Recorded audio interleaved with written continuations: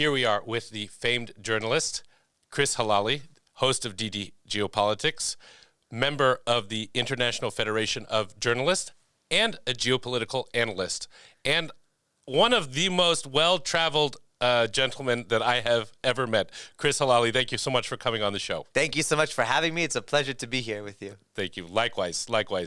Look, Chris, it's amazing to me because it seems that whenever we're checking your whereabouts, you're on a different side of hemispheres.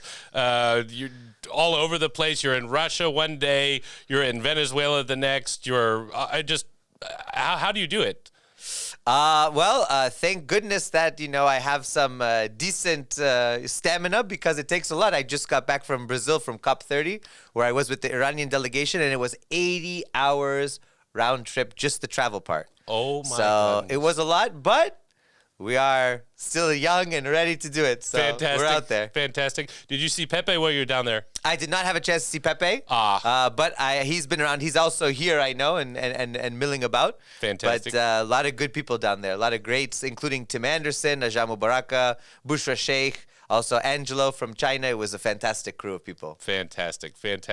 Extraordinarily interesting. We've had a lot of really cool news. I guess I could say it a little bit lightly like that, but very interesting news that has been happening in the last few weeks even. Oh, yeah? We're going to talk about a few different things, I think in particular, that I think our viewers will really enjoy. Sure. Let's I'm ready. start with what the hell is going on in Venezuela. We heard Trump's version of it, but you met Maduro yourself. Yep. From their perspective, from his perspective, what is going on? Listen, Venezuela has always been at the center of the sort of bullseye of the United States. We know, of course, in the 20th century up until 1990s, late 1990s, the United States was tremendously influential in Venezuela. And you might ask, why? Venezuela is a large country in South America, has a lot of resources. It's very much rich in natural resources, very good agricultural land. But more importantly, as we know today, it sits on the largest reserve of oil in the entire world. That's more oil than Saudi Arabia, UAE, Qatar, Iran, Russia, and many other countries, including the United States. So Venezuela hit the jackpot as a nation because it has this tremendous natural resource. Now, of course, prior to the arrival on the political stage of former President Hugo Chavez, who was popularly elected and then brought back to power by the people after a failed coup attempt sponsored by the U.S., the oil money went to an elite strata of people. Now, Venezuela suffers from the same thing a lot of countries in Latin America suffer from, which is the elite European class, that is predominantly the Spanish and Portuguese who were in these countries and other white Europeans who went there. They maintained control over large segments of the economy. They had control over the resources, and they, working alongside the U.S. and other Western interests, were able to expropriate and use those resources for themselves and for their enrichment at the expense of the people. So people throughout Latin America have continued to suffer from this gross inequality. And that inequality has bred various revolutions and social movements that we've seen. Everything from liberation theology in the Catholic tradition, which has been enormously influential. We have a lot of Catholic priests and nuns and monks, and everybody's involved in some of these social movements, especially in Venezuela. And you see iconography of Jesus everywhere as being very much involved in the social movement and very active in the popular conception of what it means for justice. And also you've seen a lot of indigenous movements, you've seen a lot of Afro-descendant kind of movements, and all of them have coalesced around a key issue, which is these resources belong to us. They do not belong to Washington or to Brussels or to London, and therefore we should have control over them, and that money should be used for the people and for their benefit.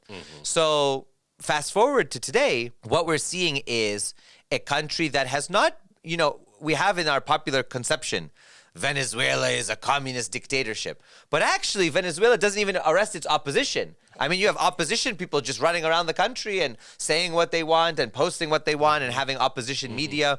This is not For example, the DPRK that has firm control over its borders, over its, over the information flow because it's under siege and now a nuclear power.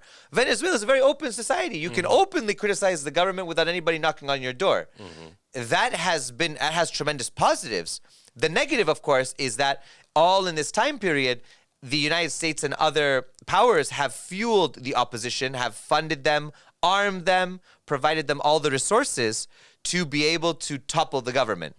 Of course, they've been unsuccessful, although they got pretty close. In 2019, when I went for the first time to Venezuela, during the first Trump administration, when the ghouls of the neocons like Elliot Abrams and John Bolton and Mike Pompeo were all milling around the White House trying to overthrow President Maduro's government, the Venezuelan people stopped multiple attempts at the overthrow and were able to be firm in the Bolivarian Revolution.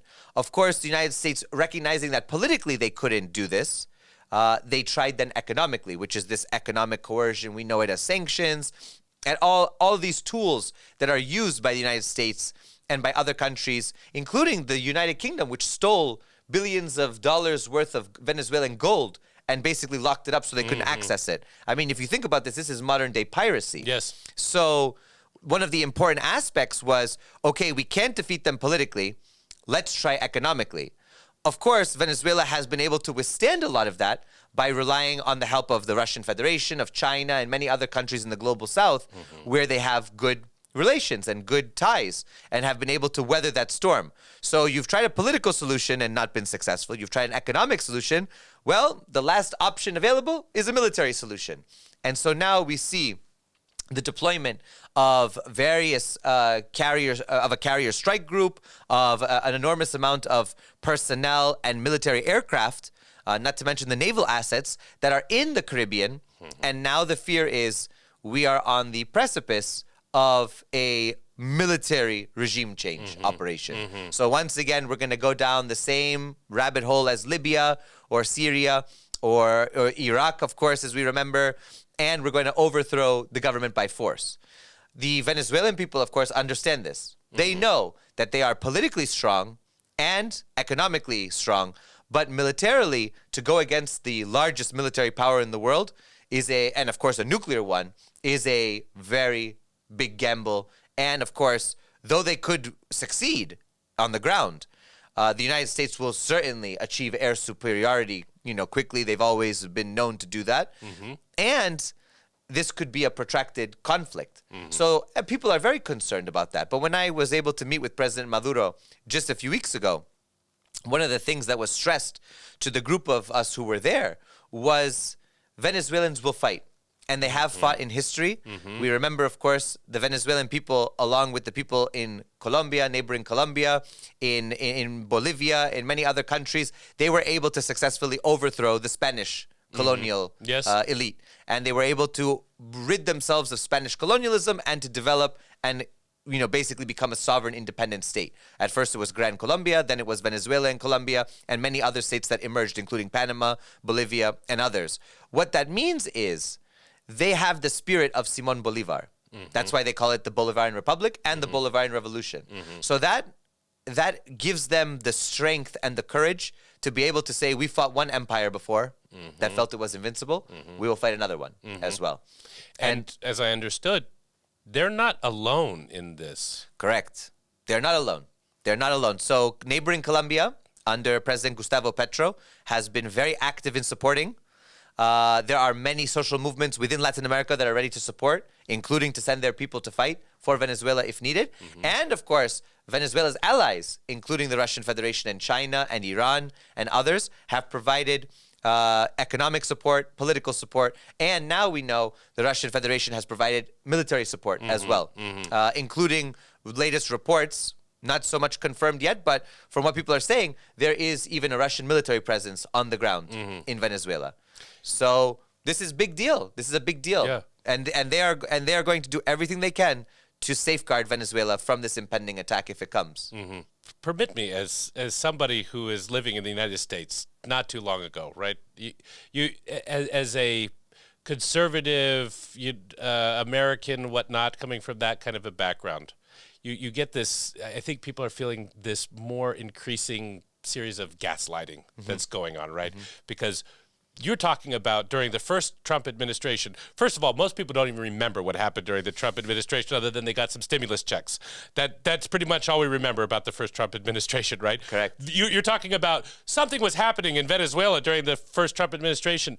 I don't think most people remember that. First of all, right? Like you true. probably do because I do. I obviously was you were there. involved. Exactly, right? But your average day American that's outside of the purview of daily life. Correct. And the U.S. is constantly projecting their power to all these countries, right, while we're sitting at home, worrying about how we're going to make the car payment. Correct. I don't think that people still have not really grasped that this is not a little deal. I think that we get this impression, again, sitting back in America, that, we're down there to fight some cartels. Like, this is not like really, it's a country, but those poor, stupid people down there in Venezuela that have no idea what they're going on, and the cartels are running free. Is that the reality? I mean, the biggest cartel is in Washington, of course. Of and course. in Langley. Of course. We know the DEA and the CIA. Yeah. But of course, beyond that, no, Venezuela is not, drugs aren't even really a big factor in Venezuela at all. It's even on the statistics that are recognized by the U.S. government, it's a very minuscule amount. The problem is that it's a great cover story for going and doing regime change. Oh, the president, he's the leader of the biggest cartel. What cartel? What cartel? And they put all these names, and it's part of the immigration issue and debate, which of course are legitimate debates. But first of all, you're going to tell me that you're going to overthrow Venezuelan government because of cartels, and you're not even going to do anything in Mexico, which is neighboring? You're not even going to do anything. That's why it's not serious.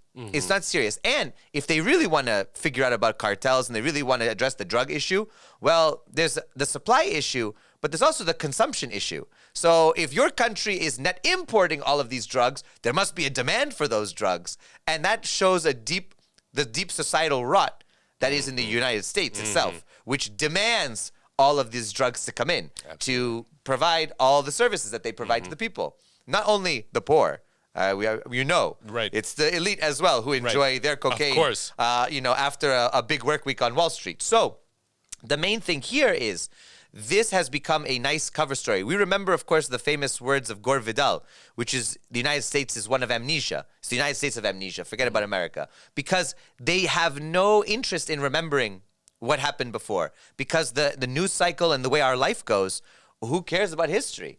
And you rightfully point out, we have memory hold, for example, the first Trump administration, its relationship with Venezuela, John Bolton's categorizing of Venezuela, Cuba, and Nicaragua as the troika of tyranny. Remember, axis of evil under the Bush administration, troika of tyranny under the Trump administration. I mean, when you look at all of this stuff, it's like history keeps repeating itself, but nobody seems to bat an eye because nobody remembers what happened before. Not to mention, the first Trump administration armed and trained the Ukrainian government as well.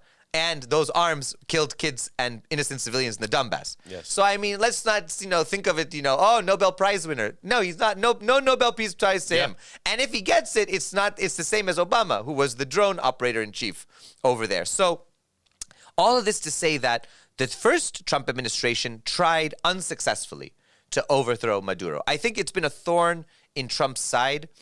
And I think that Trump understands that Maduro staying in power and Venezuela being independent gives a lot of, I would say, positive energy into a lot of the social movements in Latin America who look to Venezuela not only as a revolution to be emulated, but also as a source of strength for their own struggles.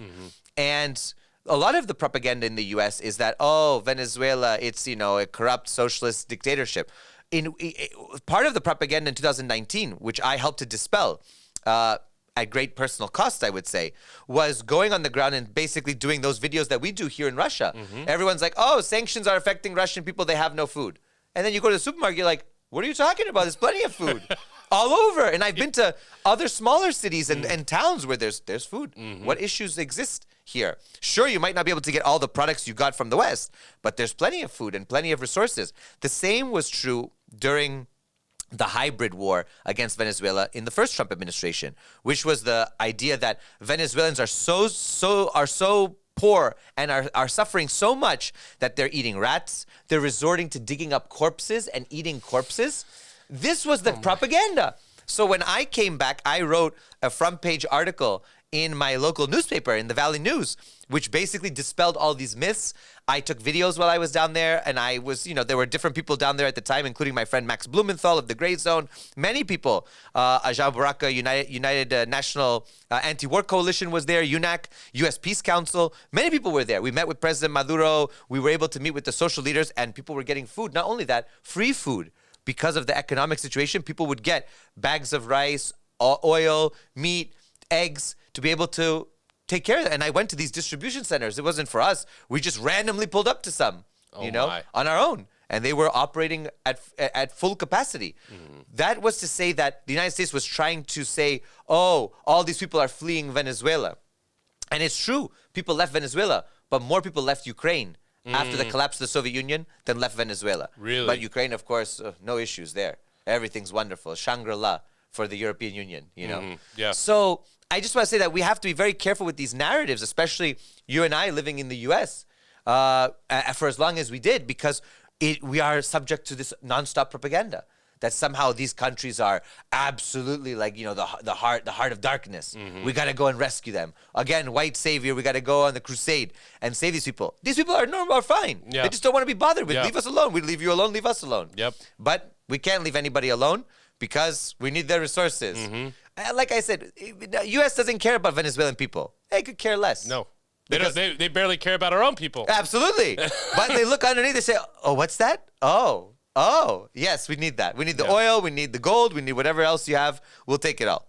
So right now in Venezuela, there has been a mass mobilization of the people to defend the country. You've seen the videos, I'm sure you've seen the pictures, as I have, and I was able to see it right in front of me. People have been mobilized in the Bolivarian militia. This is just basically like Minutemen, back in the day. Yeah. Everybody's getting armed.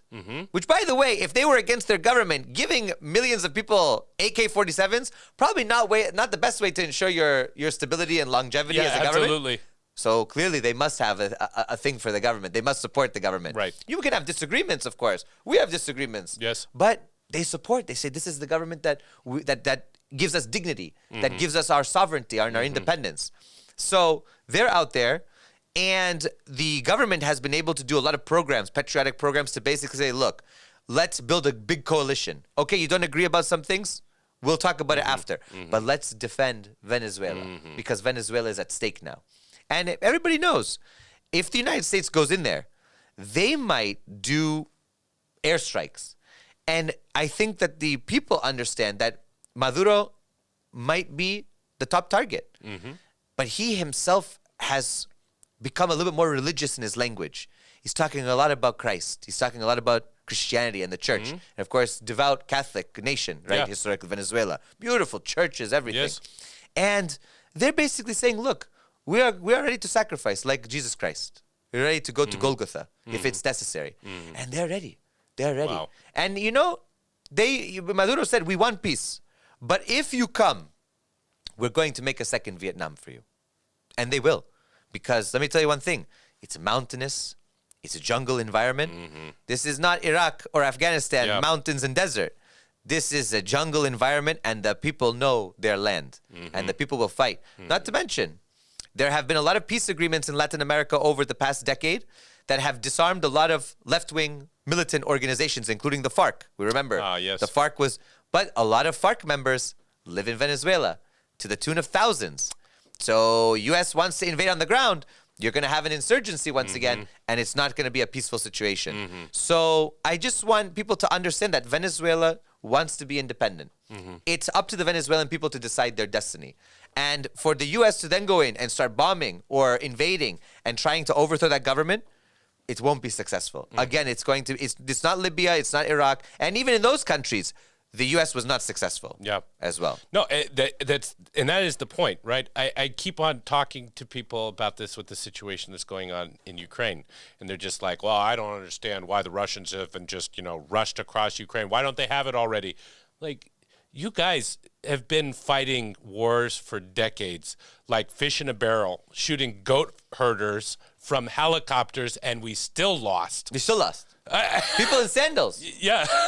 It's just amazing. That's it. It's just amazing. So these new wars, this new modern warfare that we're going into, which again, like we stated, Venezuela is not alone. This is not one country that you're fighting. Nope. In fact, could even bring us much more closer to World War III than Ukraine has even brought us. Yep. And that already feels impending in many ways. Oh yeah. So I can only say to people that people really need to like start doing some more research on this. There's a lot of people that are giving up on the news. I understand why they're giving up on the news because they know that they're being lied to, but still the programming goes so deep that the things that you took for granted weren't even true for the last, I don't know, decades now. Oh, right? yeah, you're right. And it's just, it's so embedded in us, and we have got to come out of that somehow. And one of the only ways to do that is to travel. Not everybody can travel, but of course, like people should be following people like yourself who bring the news right to you, like, hey, I'm here.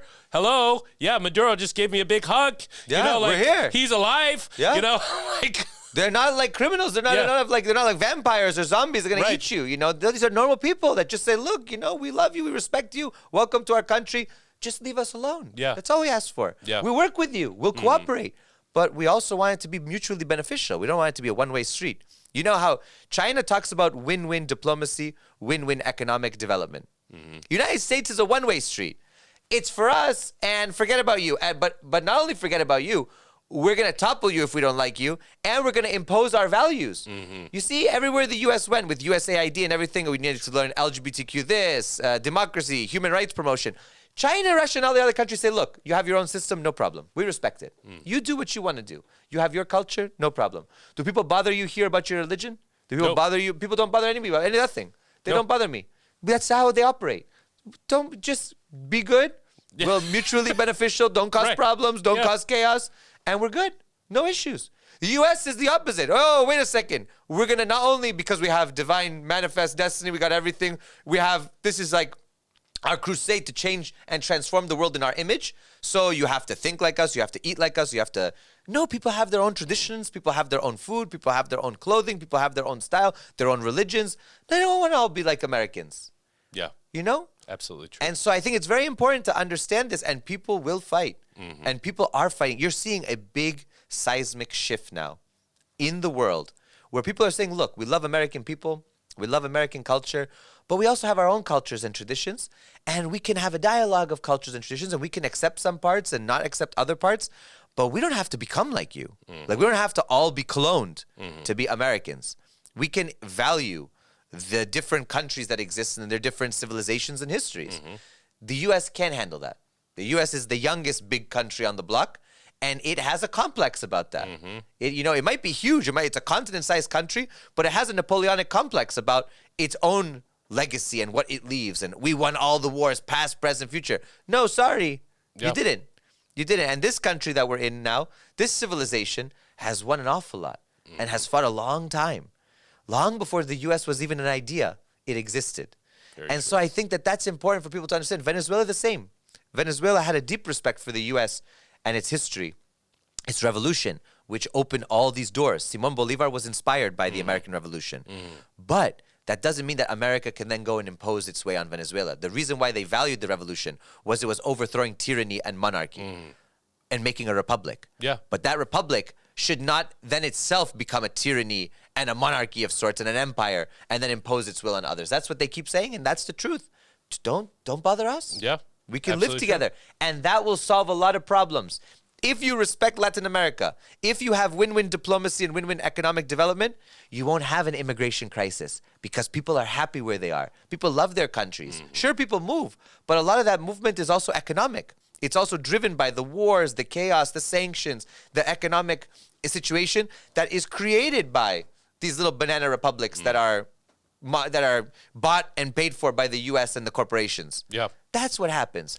Well, and I think the point is clear too, because this kind of conversations, and there's a lot of it, especially on Twitter and on YouTube or whatever, on these podcasts, is people begin to start taking this very personally, like we're going after like the everyday American or something like this.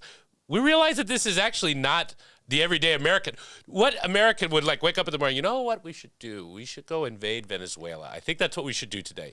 No, that's clearly not what's going on. These Of are course not. blasted politicians that are pushing their own agendas for their own personal gain. Absolutely. And not only that, the average American is also victimized by that system. Absolutely. You see, their wages are stagnant. The cost of living has gone up tremendously. We don't have affordable childcare. I mean, we talk about family values. A country like Venezuela has more family values than the U.S. because they want to provide for people to have big families. They want to support these kids. They want to have free education. What's wrong with that? Communism, socialism. No, it's just basic values.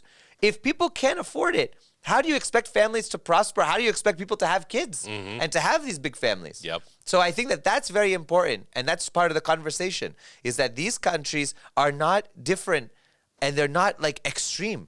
They are normal people trying to live their lives and trying to give good opportunities to their kids and grandkids, just like in the U.S. But the U.S., the average citizen, is also suffering. And they should understand that suffering doesn't come from Venezuela. That suffering comes from Washington, comes from within. No, very true. Speaking on that point about these so-called values, what are things like on the ground with regards to family values, Venezuela? Like, how's the LGBT doing down there in Venezuela, as an example? Listen, Venezuelan society is an open society, and it's culturally, they don't bother people. They exist, of course. Yeah. LGBTQ people exist and things, but Venezuela is a deeply conservative society, historically.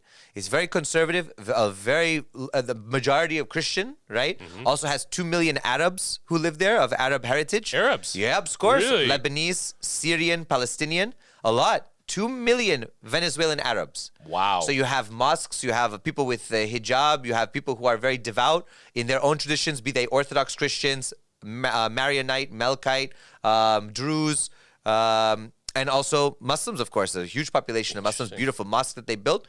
People are generally like, it's not propagandized. It's not an issue. If people want to live their own way, no problem. But it's very much about family, mama, papa, all this stuff. It's very much like that in that society. And people are conservative in that way. So it's very much like the U.S. in many ways, in terms of a state that's more conservative. That's how Venezuela is. Of course, Venezuela, tropical environment, people are more open, short skirts, all this stuff, wearing, kind of clothing that's around the Caribbean. But generally, people's mindsets are much more oriented towards families, big family gatherings. All that's very important. And you see President Maduro always with the family members and basically sees the country as one family. And that's how the movement has gained so much power and strength, is really focusing on these families and providing a lot of services and a lot of needs for families. And that's a great thing, I think, in my opinion. Yeah. No, fantastic. Absolutely. Yeah?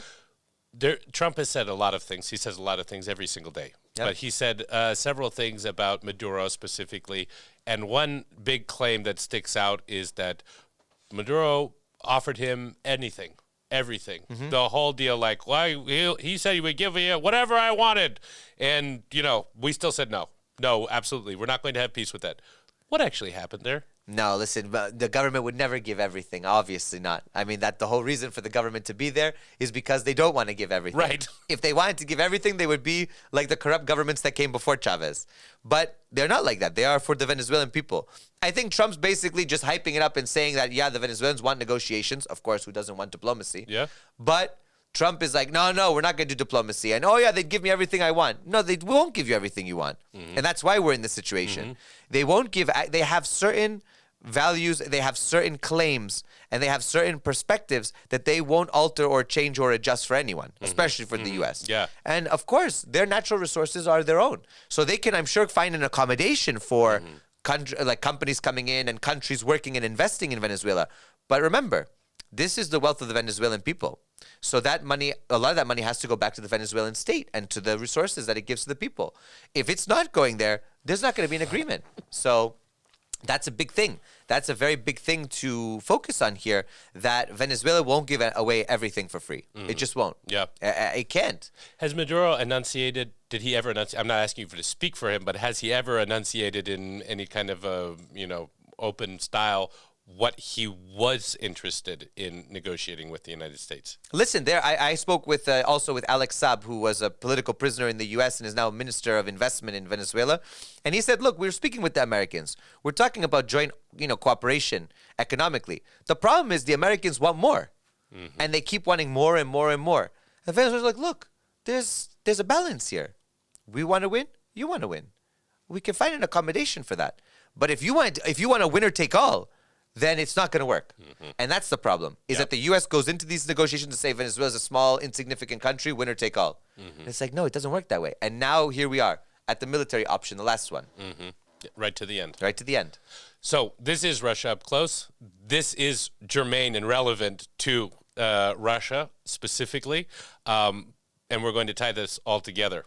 But we're going to go to back to our part of the world. Sure. In Ukraine, you had a very, very interesting experience recently. You were the first journalist to interview Ukrainian POWs. Yeah, the first American journalist to interview Ukrainian POWs. It was really overwhelming experience, of course. A lot of sad stories, a lot of things that were, deeply impactful, of course. These guys have suffered. They've suffered. The vast majority were forcibly mobilized. So I went to Kursk at the invitation of the regional government to basically say, look, we're going to open everything up for you.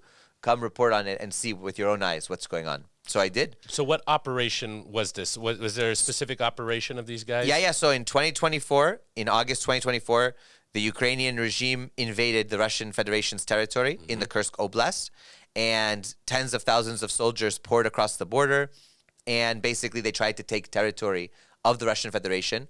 And their goal, which I didn't quite understand before, but I finally understood it now when I was on the ground, their goal was to take control of the Kurchatov nuclear power plant, the Kursk nuclear power plant, and to basically use it as a bargaining chip. On one side, to use it as a bargaining chip with the Zaporozhye nuclear power plant. On the other side, to use it as a bargaining chip to basically say, we're going to sabotage this plant and have a nuclear disaster on the Russian Federation's territory if you don't agree to some terms. So their goal was nuclear. Chernobyl Part 2. Chernobyl Part 2. Their goal was to use this nuclear power plant not only as a bargaining chip, but as a bomb. Wow. So that was very scary for me. Yeah. When I was thinking about it, I said, oh my God. And I was able to see the power plant. And it was very nerve-wracking to think that these soldiers got close to capturing it if it wasn't for the heroism of the Russian Federation soldiers and also the heroism of the civilians and many of the people who were able to do a lot of work, and also for the allies like the Democratic People's Republic of Korea, these North Korean soldiers who came and helped the Russian Federation achieve its goals and aims of expelling what at one point was like 80 or 90,000 Ukrainian troops had poured across the border. Oh my gosh. Into the Russian I had no Federation. idea it was that big. It was huge. It was huge. This was all their chips were put into this operation. This was supposed to be the game changer of this conflict, and of course it backfired on them. They did not understand the resilience and the resolve of the Russian Federation in liberating its own territory. So I was able to speak to a lot of these soldiers, and number one, I was in a military facility that was very open, no guns, no nothing, and these soldiers were well taken care of. I was pleasantly surprised because I had thought, okay, POW, oof, it could be scary in there. Yeah. But they had all their bunk beds, they had all their belongings, everything was organized, they had access to computers and internet. They were part of some efforts to give the truth to other Ukrainian soldiers and to civilians about what's actually going on. A lot of them said that they were forcibly mobilized. So we know all these videos. Your viewers will know all these videos and pictures coming out of Ukraine where people are basically dragged off the street. They're going and taking their kids to school, dragged and put into a van. They're going to supermarket, dragged into a van. They're going to visit their elderly parents in a nursing home, dragged and put in a van. So all these images are very scary, and they were all part of it. They said, look, we got our summons and we were grabbed, or they told us, you have to, or people were basically lied to. They said, oh yeah, you have to go to this office to do this, and they were basically grabbed from there and brought to military training. Two of the guys had been trained, one in the UK and one in France, and this was a shocking part of the story because this was confirmation that Ukrainian soldiers are getting training in Western countries. So one of the guys told me at length how the process went, how they crossed the Polish border with Ukraine without passports, went to a military airport, went to a military aircraft, and flew to France, and another one flew to Britain. And they were trained by British and French soldiers using local Ukrainian civilians who speak both languages as the interpreters. Their total training was about 30 to 35 days, and then they were sent back. And when they were sent back directly to the Kursk front, like to storm. Like there was no in between, no happy medium. You got your training after 35 days, now you're going to frontline trenches. I mean, that's unbelievable to think about. You know, for those of us who've done military service, I mean, in the United States, for example, you don't get to see frontline combat until you've done your basic and your, for example, for the Army, your AIT. And that total is 4 or 5 months, 6 months even, and even longer. For example, for those of us, I was an officer, was 4 years of training, you know, as a cadet. So all of a sudden you're going to just throw these people 35 days, get to the front. They told me about their equipment. I asked them, I said, so what about your equipment? What's going on? What sort of resources do you have? They all acknowledged that they were using old Soviet weaponry, none of the new stuff that's coming in. They said they never saw any new equipment, which to me further confirmed what we have been speaking about for a long time, which is the rampant corruption and the fact that Ukraine has basically become a giant black market, a clearinghouse for all of the ills of the West. And so a lot of these weapons get taken by Ukraine and then get sold off on the black market.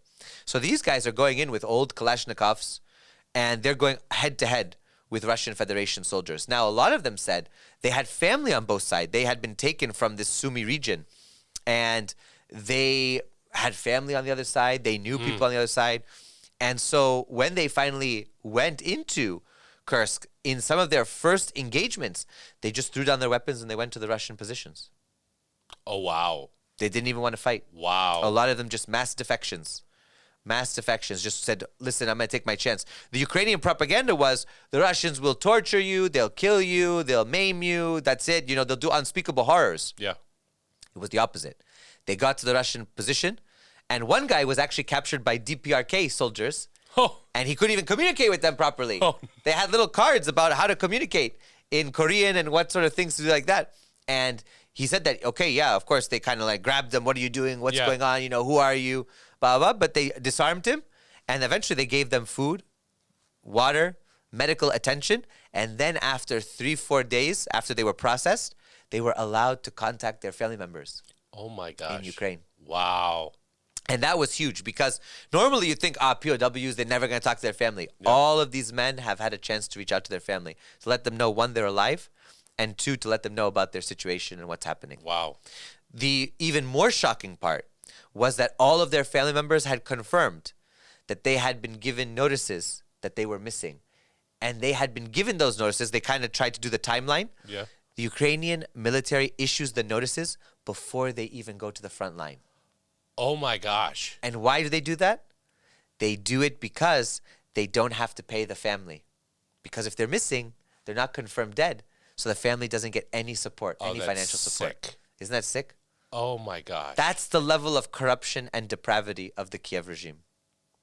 Oh, my gosh. It's so disgusting. So when you think about all this story that we're seeing about Mindich and the financial improprieties and corruption being done by the Ukrainians, just think about the military component as well.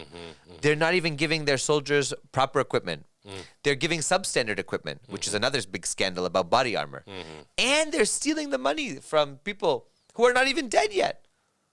And for those who have died, they don't even want the bodies back because they have to pay for that. Think about that.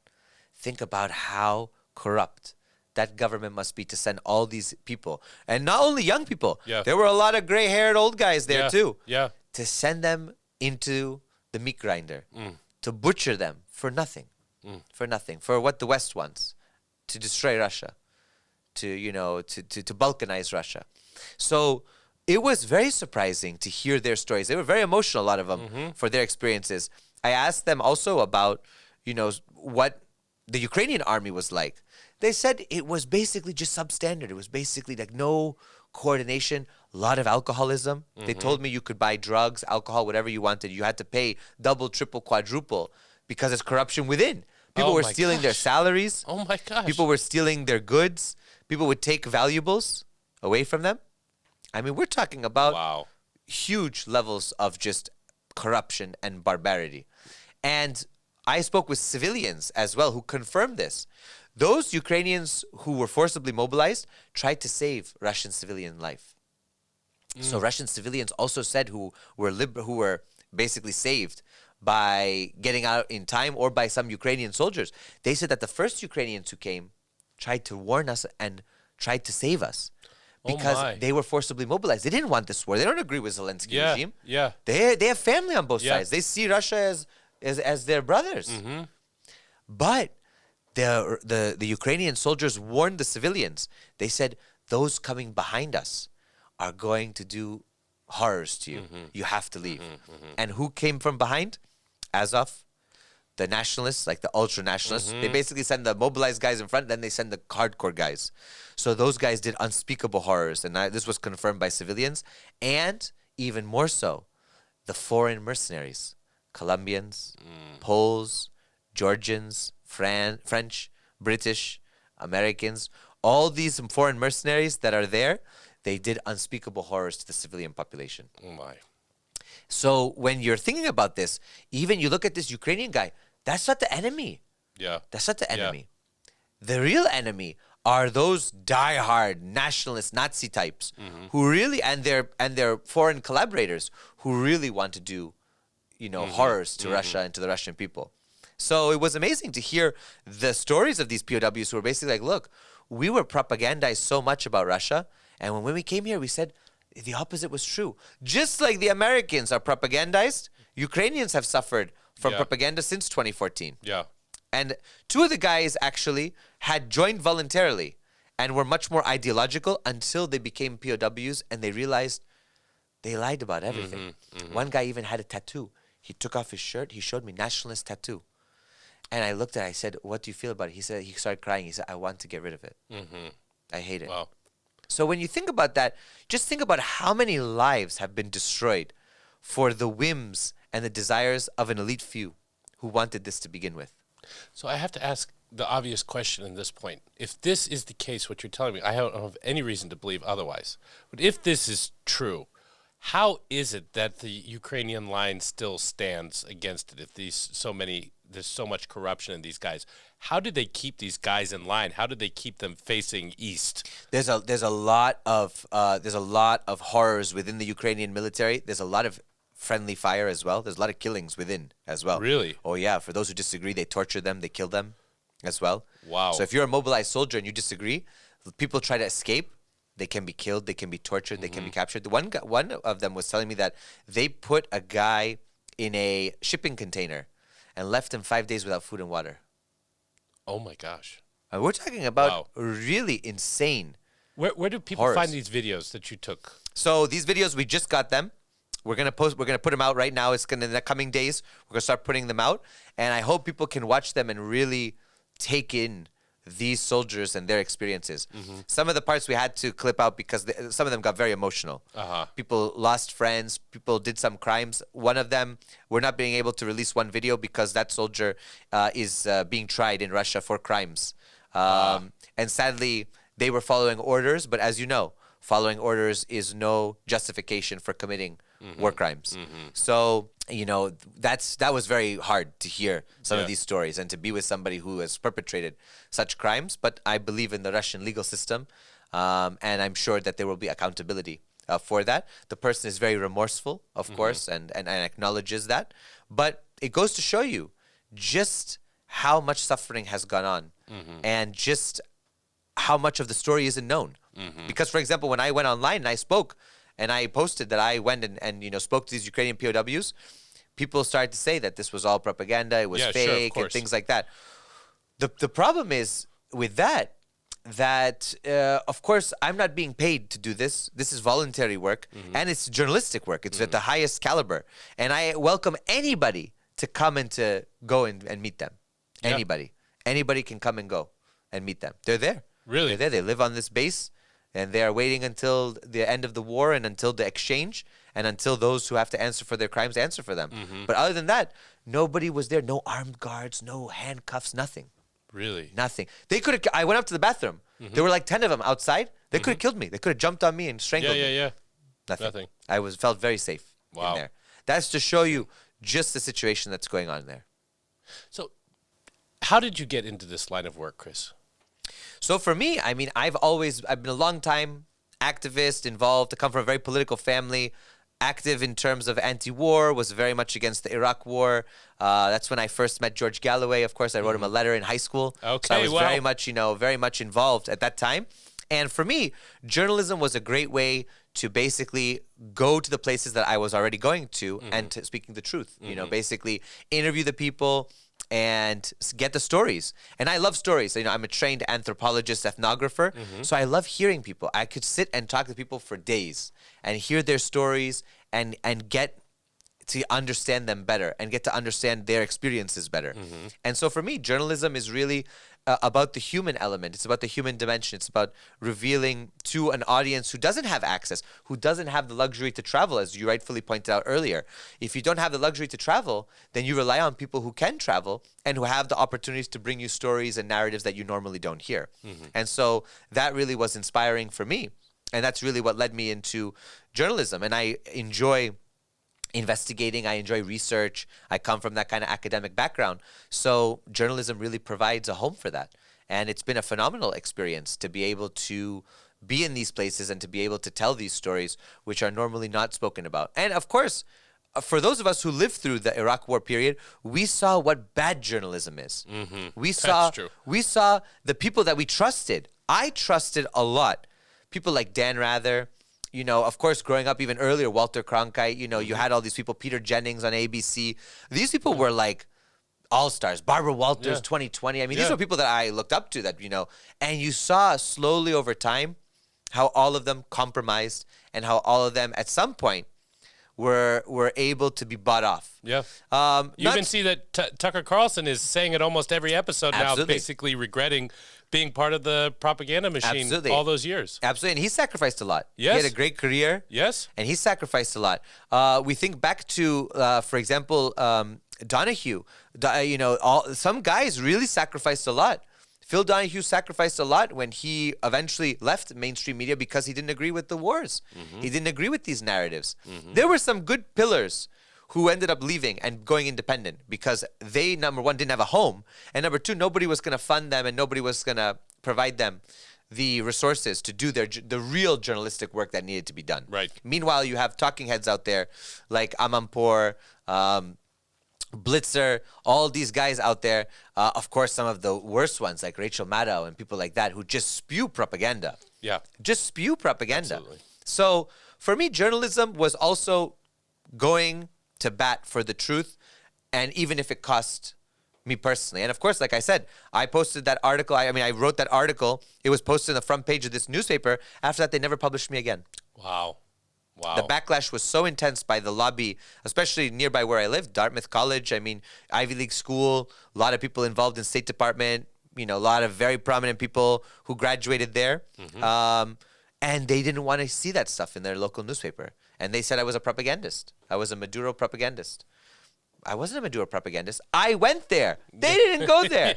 They didn't go there. Yeah. I went there. Why am I propagandist? And you're sitting in like a luxury of the ivory tower and telling me what the truth is. Yeah. So I think that this has further hardened me and my resolve to continue to bring the truth.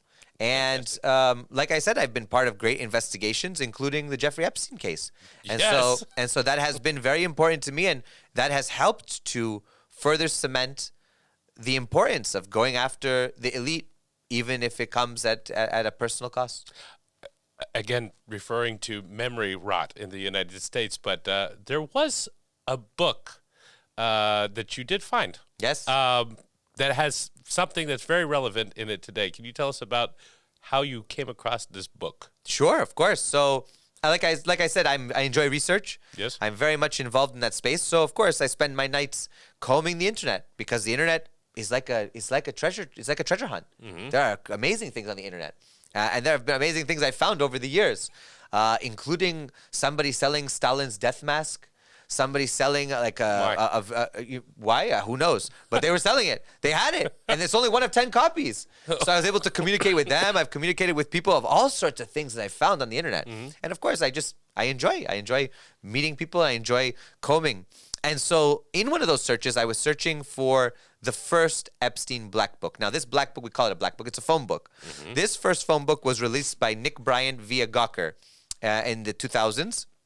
And at that time, they released this book, and it was a bombshell. Now, the person who had the book was the butler of Epstein, and he was trying to pawn it off and sell it. I think it was, so he wanted $50,000 for it, $100,000. I don't remember the exact number. The FBI grabbed it because Epstein was still alive, and it was an ongoing investigation still. So it went into FBI custody. Nick Bryant was able to get a copy of it, and then was able to publicly release it via Gawker. I think it was like 2010 somewhere. I'm trying to remember when it was, but anyway. That went public. So somebody online, as I was searching for it, claimed to have another one. Now, of course, they didn't say it was another one. So I assumed that it was the first one, but that they made a copy of it and were selling it for $500. I thought that was insane. I said, why would you sell a PDF for $500? What do you think? We're stupid? Right. So I saw this eBay listing. I said, that's very strange. So I messaged the person, and I asked them, so tell me about the book. Where did it come from? They started to give me the whole big story. And I was shocked by it. I said, wow, what a story. I believed it. I said, wow, because the timeline was different. The book that we had that Nick Bryant released via Gawker was 2000 and after. It was in that time frame. This book was claimed to have been found in the mid-90s. So I said, this is another book then. Either it's an elaborate forgery or it's the real deal. So, of course, you know me, bazaar style, I negotiated a lower price, you know. I said, okay, I'll take the risk, even though my wife at the time would probably hang me, and she was extremely upset that I spent this kind of money on this supposed book. Who knows what it is? Right. So I spent $400 plus, I think it was $25 express shipping. Okay. And I said, send it to me. Signature verified. So it came to my local post office, ran there, put on gloves, a mask, everything. It was November, December 2020. So I went to the post office, I opened it up in my car, and the minute I opened the book, I knew it was real.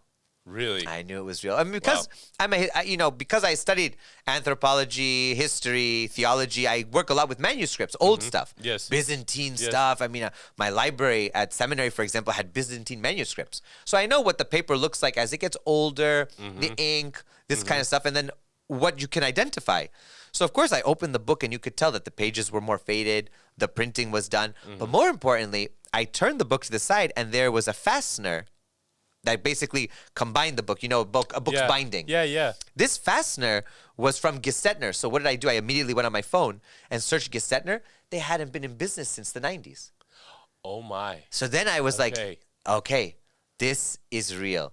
If it's not real, somebody spent more than $400 or $500 to make it, which nobody would do. I mean, that if you just think of Occam's razor, the simplest answer is probably, the truth. Then in this case, this was the real book. There's no doubt about it. Nobody's going to make this elaborate forgery. So what did I do? Went home, put the book down, and then I started to make the calls. I contacted Nick Bryant, who released the first book. Yes. I scanned the book, and then I sent him a copy. He said it looked authentic. I contacted Julie K. Brown, Pulitzer Prize winner at the Miami Herald, who was the one who basically brought Epstein to justice. That was her investigation of the girls that had Epstein rearrested and brought to trial again. She told me that it was probably real. I contacted Brace Belden of TrueAnon, very famous podcast. He told me, let's run with it.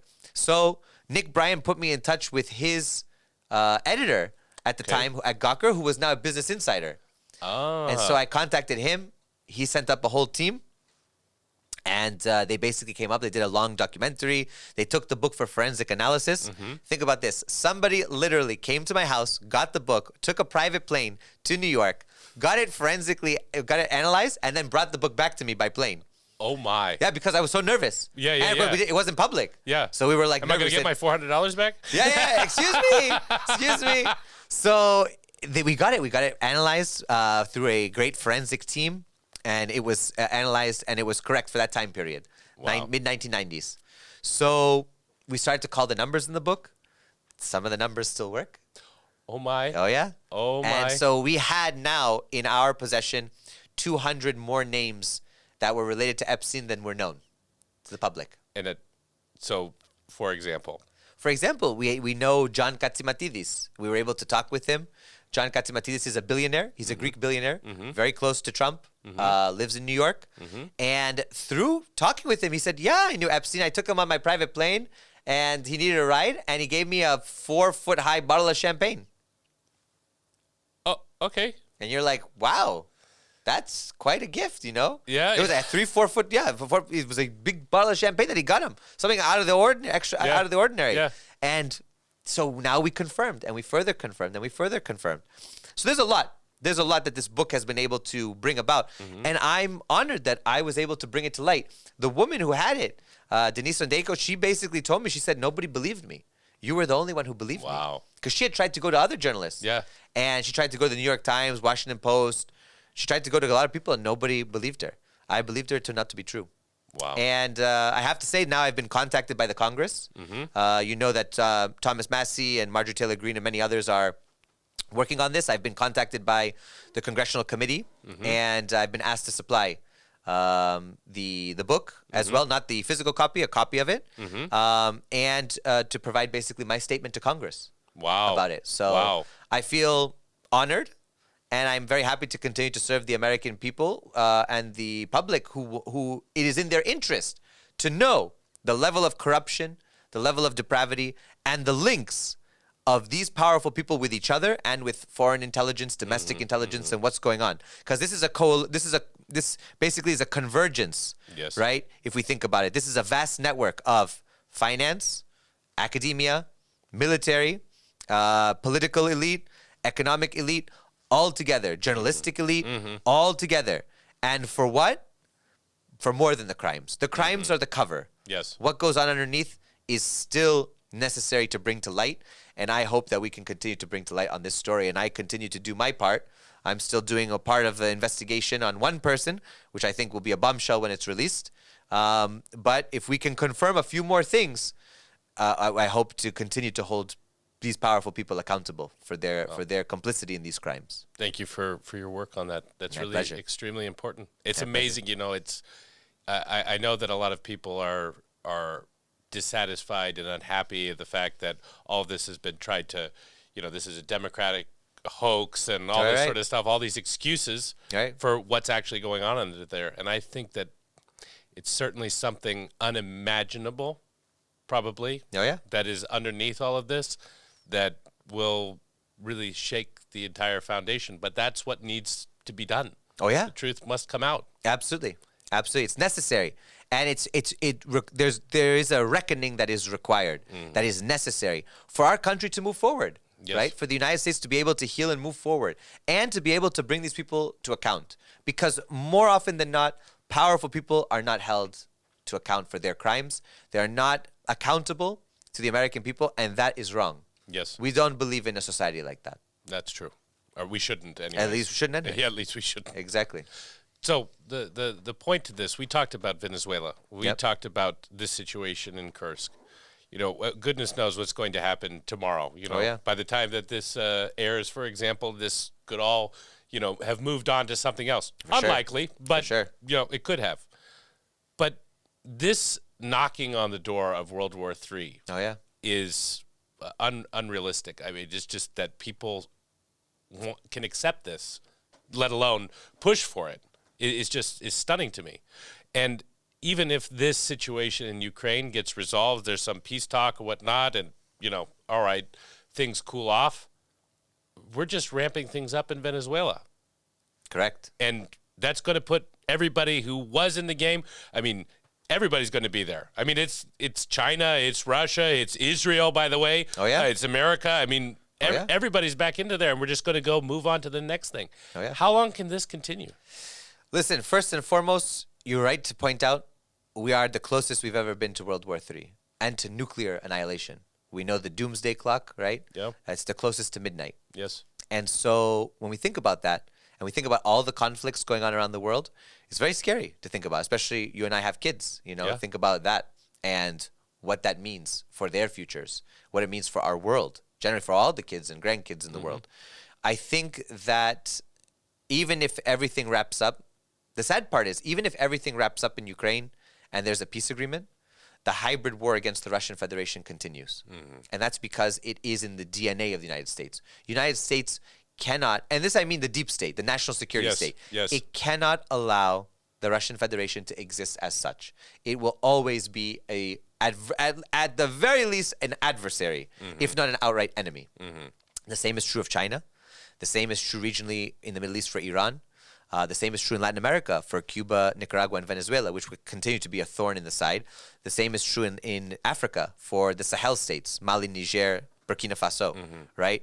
So when you put all that out there, you understand that this peace agreement, these kind of talks and diplomacy is at one level. But underneath that, there is a hybrid war that continues.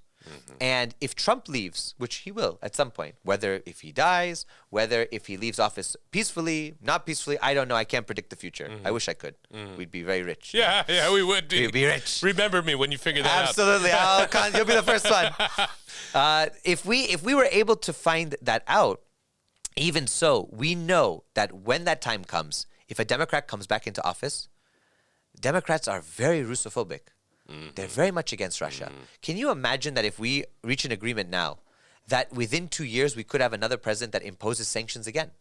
That's why I tell our Russian friends here and our friends around the world, trust but verify. And your verification comes from history. And you know, 1 minute they can say this, 1 minute they do the opposite. 1 minute you're a friend, the next minute you're a foe. 1 minute they're selling Iraq in the Iran-Iraq war, weapons and chemical weapons which were used against Iran and Kurds and everybody else. The next minute they're overthrowing Saddam Hussein.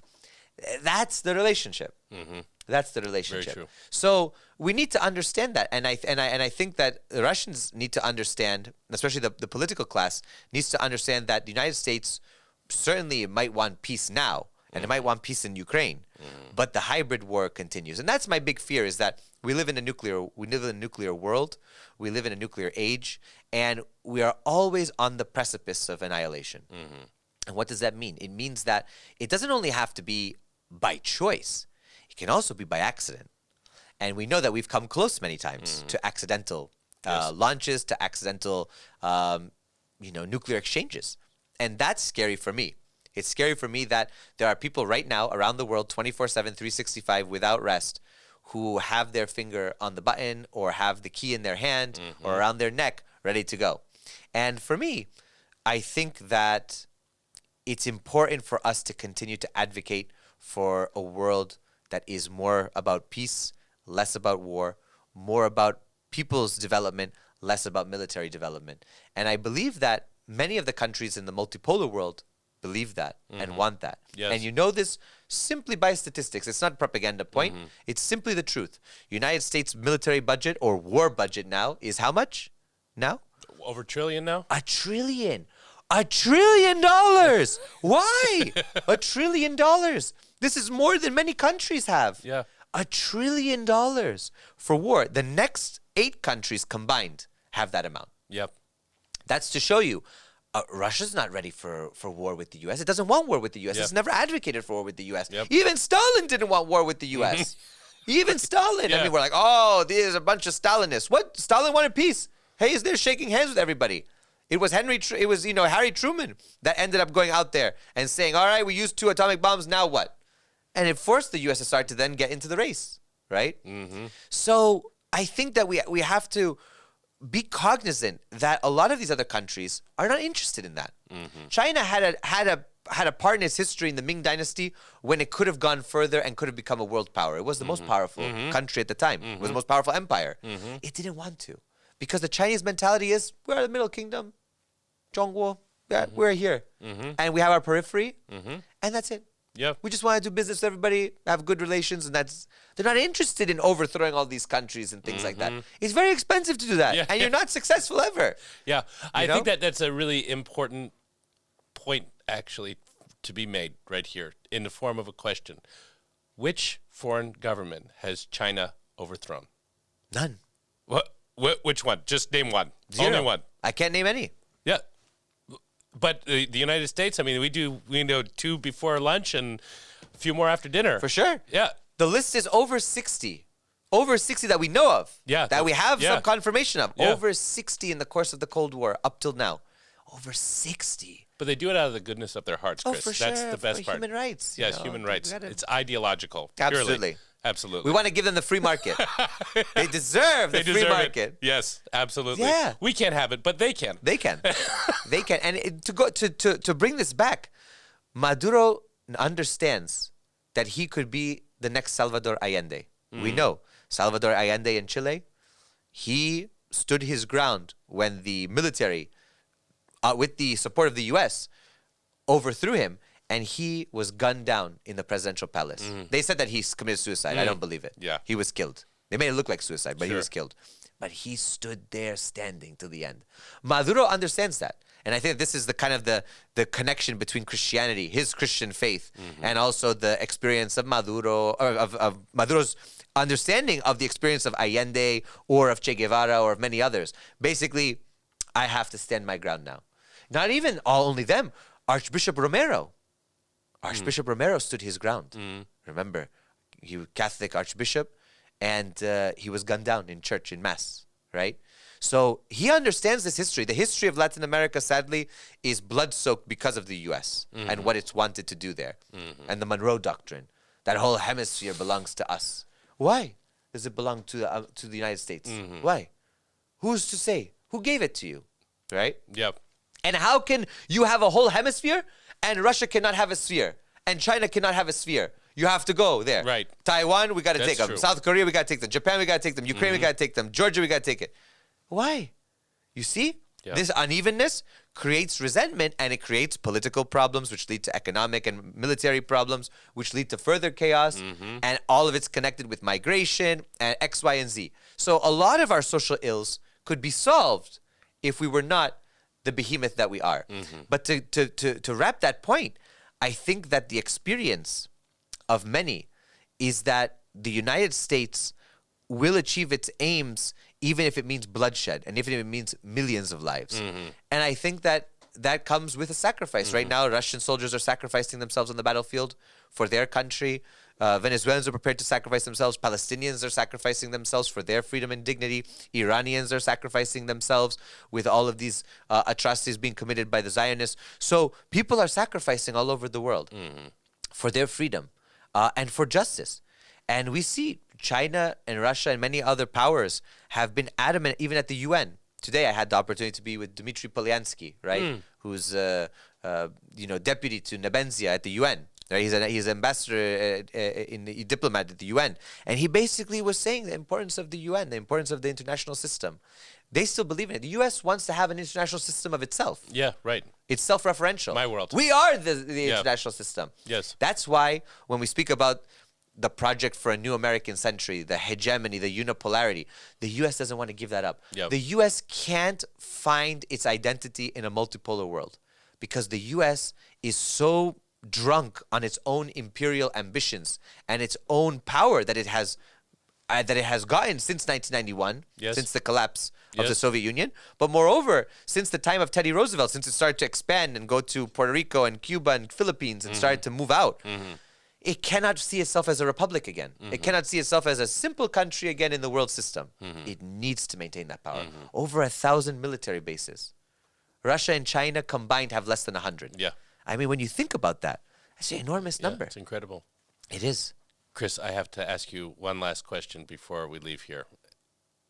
You've been all over the world. You've had so many amazing experiences. You've spoken to so many people from different countries. You've seen the politicians, you've seen the people. But if you're talking directly to Americans, we always are looking for the solution, right? There are the people who are just like, I'm out. Like, Yep. I just got to survive. Every man for himself. You know, there's that path. And I'm not saying that's an unreasonable one because I really actually don't know what the solution is. Right. Right. I mean, we could imagine what the solution was if you could actually get politicians that were actually concerned with like the survivability of humanity and, you know, that sort of thing. But is there anything that's truly practical advice that you could give to an American specifically to do in their own country? I mean, like not phone a friend, phone a congressman, like what can the average everyday person, or is there nothing really that can be done? Listen, there's a lot that can be done. And I think it starts at the local level. I think it starts in our families, in our communities. I think Americans want peace. They want a good life for their kids and their relatives. They want a country that provides them with a good life and dignity. And I think that they want that for the world as well. I think the average American is not like John Bolton and Mike Pompeo and things like that. They're patriotic, but ultimately they love people. And the U.S. is a melting pot. There's people from all over the world living there. Yeah. So people get to interact with all sorts of people. I would say the average American is hungry for truth. They're hungry for what is really going on out there. And I think that's why you've seen the popularity of Tucker Carlson and Candace Owens and many others who are out there and basically saying what is really going on. Beyond all of the makeup and powder rooms and, the sound bites and the snippets from the mainstream media, they want long form, they want the truth. And that's the popularity and the power and influence of Joe Rogan, for example, and many others who provide that kind of space. But we have that now, Chris. Like, we have the Joe Rogan, we have the Tucker Carlson, we have the Candace Owens. I mean, there's a lot of truth bombs being dropped all over the place. All the time. What comes next? So the first level is you got to know the truth. Yes. Then the next thing is, how do you act upon that truth? How do you bring that into real life and into some sort of tangible result? The tangible result, I believe, is we need a transformation in the political system. We need a transformation in our daily lives. We need a transformation in the culture, in the economy, in the society at large. And for me, that comes with the idea, number one, that we need political leaders, we need political powers that are for peace, that advocate for a new world, that have a vision of a new world. I'm talking FDR style, Henry Wallace style. I'm talking about a whole new mentality for our relations with Russia, with China, with the rest of the world. I think that we need to rethink a lot of our relationships. We need to rethink our relationship with Israel. We need to rethink our relationship with the European Union and with the UK. We need to rethink our relationship, of course, with Russia, China, and these other countries. And we need to basically say, look, if we want to take care of Americans, then the best way to take care of Americans is to continue on the path of peace and economic prosperity, which means a lot of that money for the military should be reinvested. Why is it that in China you can travel everywhere by high-speed rail, and in the US you can travel nowhere with high-speed rail virtually? Why is it that you can have all of these amazing advances, and in the US we have crumbling infrastructure? So the average American is waking up to this, and like we said, they have access now to information. They need to then get involved. They cannot just be impassive, oh, politics is too big for me. No, get involved, even at the local level. Get involved, speak to people, share information, because when you know the truth now, say, for example, you watch Tucker Carlson, say, wow, I didn't know this. Share that information with others. Start to talk about it. I know, you and I both know, in average American culture, it's taboo to talk about politics, religion, and other topics. They're off limits. Absolutely. In my family, it was the opposite. Okay. It was taboo to talk about everything else but politics and religion. Yes. So I think that we need to mainstream that. We need to get involved. We need to have these kind of difficult conversations as a society because they happen in many other countries normally. Yeah. They're just normal every day. People talk about this stuff. We need to do that. And people need to advocate for a better and more dignified life for themselves. And that means more investment in our families, more investment in the country, and less investment in war. It doesn't necessarily mean everybody has to run out to a protest tomorrow, but it means people have to be engaged. Yes. And find the level of engagement that you're comfortable with, but get engaged. We see the heroism of some of the political leaders. Listen, I don't agree with Marjorie Taylor Greene on everything, but it's heroic what she's been able to do. Thomas Massey, going up against the political machine. Yeah. Against the president. Yeah. And basically saying, no, even at personal cost, even at political cost, I will continue to advocate for the truth. That's what we need more of. And if every American did that, we would have a radically different country and a world, I believe. That's well said. I'm not going to even add anything to that. What you said, I got nothing. Thank you very much for coming on the show, Chris. Really enjoyed talking with you, sir. Thank you so much for having me. I look forward to coming back again. Make sure to check Chris Helali out on DD Geopolitics, on X, and on YouTube. Yes. Thanks you very much. Thank you very much.